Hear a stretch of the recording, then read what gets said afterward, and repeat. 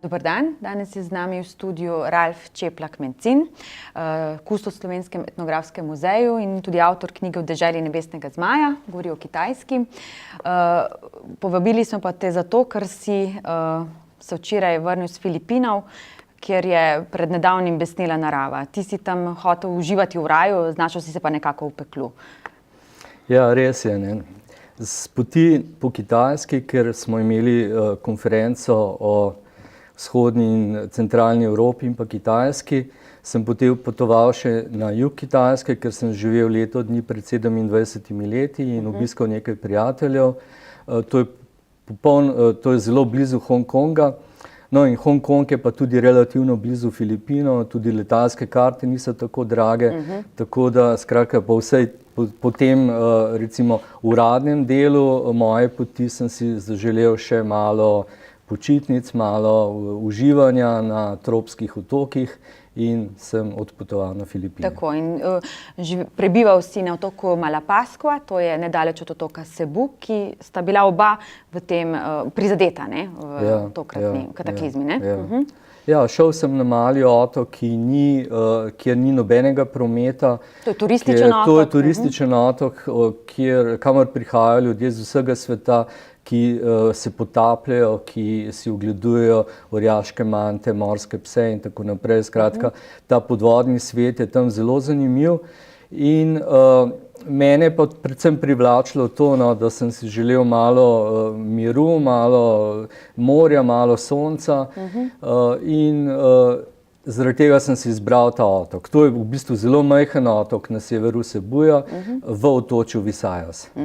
In tajfun Haiyan po kitajsko, kar pomeni morska lastovka, oziroma na Filipinih rečejo Jolanda ali kako, ne? Jolanda, ja, ker ponavadi imenuje vsak tajfun, ki je zelo hud, mu dajo žensko ime.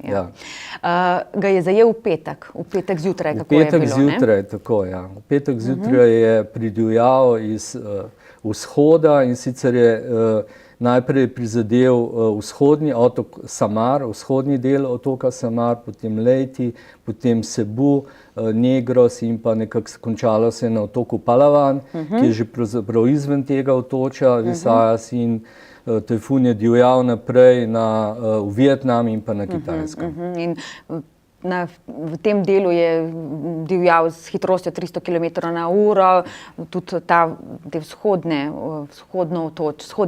otoke, ne, kot Leyte in Samar, so v bistvu preplavili 5-metrski valovi, ali kako je bilo, ne? Ampak ti si prebival takrat v eni kolibi, tipični za te kraje, tako? Ja, jaz v bistvu pojma nisem imel, da se kaj takega pripravlja, ne. Pač živel sem teden, ni zelo prijetno, nekaj dni sem še nameraval ostati in potem se vrniti iz Cebuja nazaj v Manilo in potem doma. Mediji niso pretirano obveščali, ta obveščenost ni bila dobra, nikakor, ne? Mislim, res je, da tam tudi ne bereš toliko časopisja in ne slediš, sem in tja sem poskušal malo slediti internetu in zasledil sem, da bo v petek sicer slabo vreme, da bo deževalo in tako naprej, ampak da se pripravlja nek tak tajfun, ne. Nikakor, to je bilo petek pred 10 dnevi, ne? Tako, ja. Ni bilo, ljudje niso bili pripravljeni, ne? Ne. Ti si malo že popisal za naš spletni časopis to svojo izkušnjo, če na kratko še povzameva. Ne, ljudje niso vedeli, niti domačini, niti tujci, ne. Razen enega hotela, kjer so dejansko četrtek evakuirali ljudi in jih odpeljali na otok Cebu, v Cebu City, kjer je pač, to je veliko mesto, mislim, da ima okrog 1 milijon prebivalcev, seveda tudi bolj varno, ne. Kaj drugega pa ne. Tako da smo pač čakali, jaz sem mislil, da bo petek deževalo, da bom, ne vem, bral knjigo in nekako preživel tisti dan in potem bo spet posijalo sonce. Ampak zgodilo se je popolnoma nekaj drugega, ne. V petek zgodaj zjutraj je že začelo čedalje močneje deževati, čedalje hujši veter, kar seveda me je zaskrbelo in potem sem spakiral vse svoje stvari v nahrbtnik. In v tem, ko sem že nekako se pripravljal, da odidem iz te koče, ki je bila zelo preprosto zgrajena iz palmovega listja, je naenkrat z velikim sunkom vetra odneslo streho. Seveda sem se ustrašil in potem začel teči ven. Iskal sem nek hotel, ki bi bil bolje grajen, trdneje zgrajen iz betona in tako naprej. Vendar so bile že vse poti zadelane skratka, tu je bilo vse, od palm podrtih do kokosovih orehov, do delov streh, sten, pohištva. Skratka, en totalen kaos. In že tu je bilo težko pravzaprav najti neko pot do nekega varnega mesta. V tem sem pa zagledal ljudi, domačine, ki so me klicali z ene od teh hiš, ki je bila malo trdneje grajena in so se stiskali v sanitarijah. Tako da sem potem pritekel v to hišo in lahko rečem, da so me rešili. Seveda, ta tajfun je divjal čedalje bolj, ne, kot vemo, so bili sunki tudi do 350 km/h. Ogromno dežja, da se kar zliva. No in tudi v tej hiši naenkrat je odneslo streho in takrat nas je zalilo. Bilo je tudi polno peska, mivke, tako da v bistvu človek težko sploh gledal v tem hudem neurju in vse se je dogajalo zelo hitro, ne? In pravzaprav niti nimaš časa razmišljati, misliš samo o tem, kako se boš rešil, kako pač boš to preživel. In dejansko takrat so potem moški razbili eno od teh oken in vsi smo zlezli ven na vrt, ker je bila tudi hiša prenevarna, ker s tem, ko je odneslo streho, nismo vedeli, ali bo razdajalo celo hišo in odneslo tudi nas z njo vred. No in zlezli smo na vrt v še neke manjše sanitarije, ki so bile bolj trdno zgrajene in noč so se stisnili otroci in pa ženske. Mi smo pa ob tisto steno, ki je bila nekako najbolj zaščitena, smo tam čakali na boljše čase, na boljše trenutke. In ta agonija, kot praviš, je trajala 3 ure, ne? Potem pa se je narava pomirila in se je, tako kot rečemo, delala, da se ni zgodilo nič. Ne? Ja.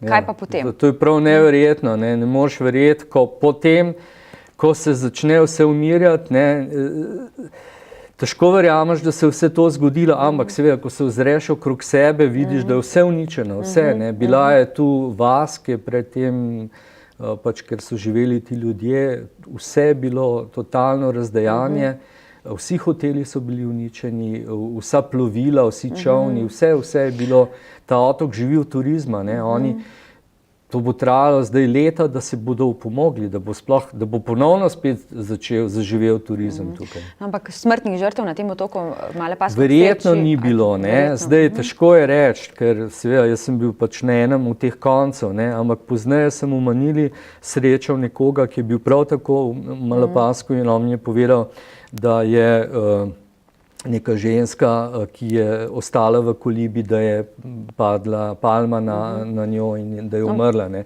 Ampak skratka, tu očitno ni bilo tako velikega števila smrtnih žrtev, kot recimo v Taclobanju ali na otoku Samar, kajti tam je bil pa ta problem, da je prišlo do cunamija, da je prišlo do tega silnega rušilnega vala, ki ga je potisnil tajfun, 5 metrov morja, ki je tudi odnesel ladje recimo na kopno, ogromne tovorne ladje na kopno, uničil vse, kar je bilo, ker zavedati se moramo, Tacloban je mesto z 250.000 prebivalci, to je skoraj toliko, na otoku Leyte, skoraj tako veliko kot Ljubljana, ne, in to vse uničeno. Ne. In zdaj poročajo nekje o tudi 4.500 žrtvah, 12 milijonov pa prizadetih oziroma tudi razseljenih. Zdaj o številu žrtev je zelo težko govoriti. Najprej je bila že ta številka 10.000, potem so to nekako znižali, vendar je seveda ogromno trupelje še pod temi ruševinami. No in potem pač pomagati oziroma oditi, ne? Pač najbolje je bilo oditi čim prej, a ne? Tako. Seveda, jaz zdaj s čim bi lahko tam pomagal, ne vem, ne. Hkrati sem želel čim prej domov, ne. In bilo je pa zelo težko tudi vse skupaj nekako zorganizirati, ker kot sem omenil, ne, uničilo jim je vsa plovila, vse.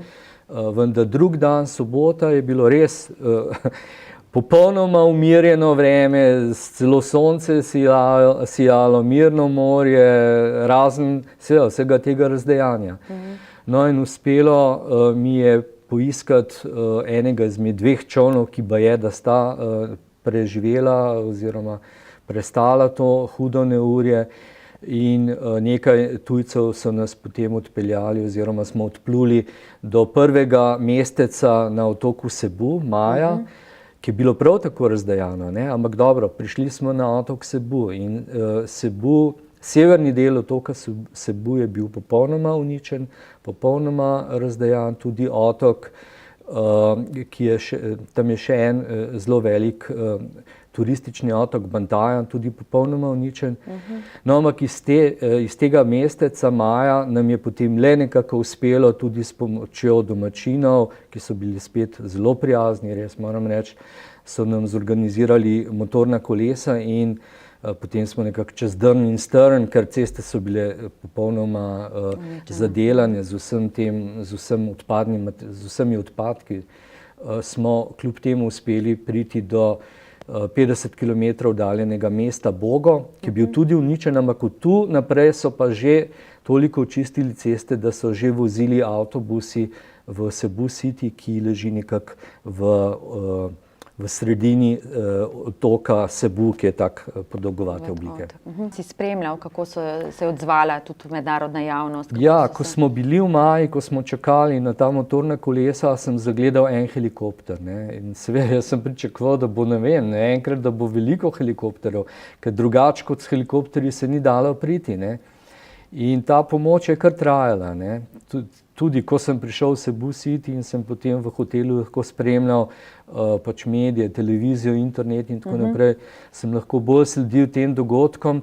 Zdaj vse je bilo fokusirano na Tacloban. Tacloban zaradi tega, ker tam je bilo letališče in te velike medijske hiše, kot je CNN, BBC, so že v bistvu prej poslale svoje ekipe, da so spremljale tajfun med divjanjem.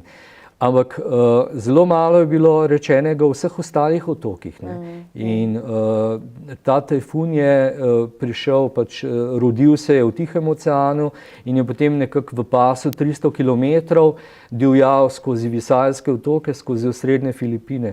Gre za tretjino filipinskega otočja, ne? To je ogromno, ne? In prizadetih je okrog 12 milijonov ljudi, s tem, da vsi ti ljudje so zdaj brez strehe nad glavo.